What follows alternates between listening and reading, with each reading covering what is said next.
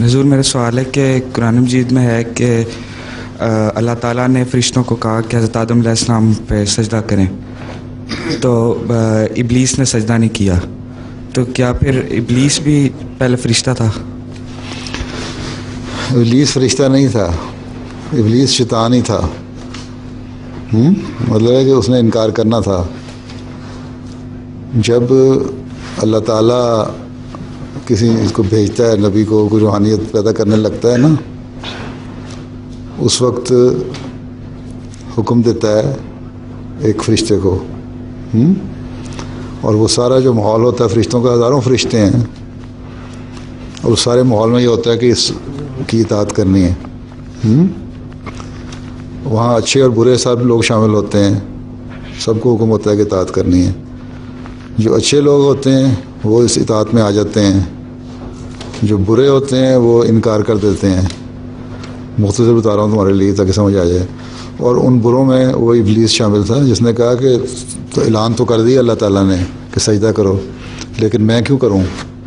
کیونکہ اللہ تعالیٰ نے مجھے آگ سے پیدا کیا گیا، میری فطرت میں ایسی چیز رکھی ہے کہ جلانے والی اور انکار کرنے والی ہے۔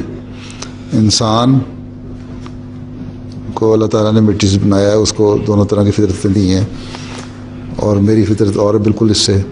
اور فرشتہ جو ہے، نیک آدمی جو ہے، ان کی فطرت میں یہی ہے کہ پوری سبمیشن ہونی چاہیے، اطاعت ہیں۔ تو جو اطاعت گزار ہیں وہ اللہ تعالیٰ کے اس جو حکم چلتا ہے اس وقت جبریل کے ذریعے سے یا جس فرشتے کے ذریعے سے باقی جگہوں پہ حکم دیتا ہے، وہ اس کی اطاعت کرتے ہیں۔ جو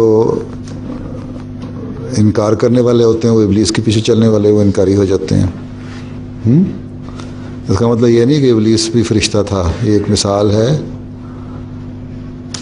کہ ایک تمثیلی رنگ بیان بھی ہوا اس میں کہ نیک لوگ اطاعت کی طرف آ جاتے ہیں، بد لوگ انکار کی طرف آ جاتے ہیں۔ اس لیے قرآن شریف میں جہاں بھی لیکن انکار ہے نا، نبیوں کا تکبر کی بات آتی ہے، اس وقت ابلیس کا ہی ذکر آتا ہے۔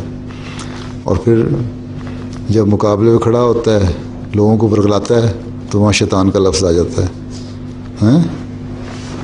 سمجھ آئی؟ وہی ابلیس جو ہے شیطان بن جاتا ہے، پہلے ایک علیحدہ چیز ہوتی ہے، پھر وہ شیطان کی صورت میں آ جاتا ہے۔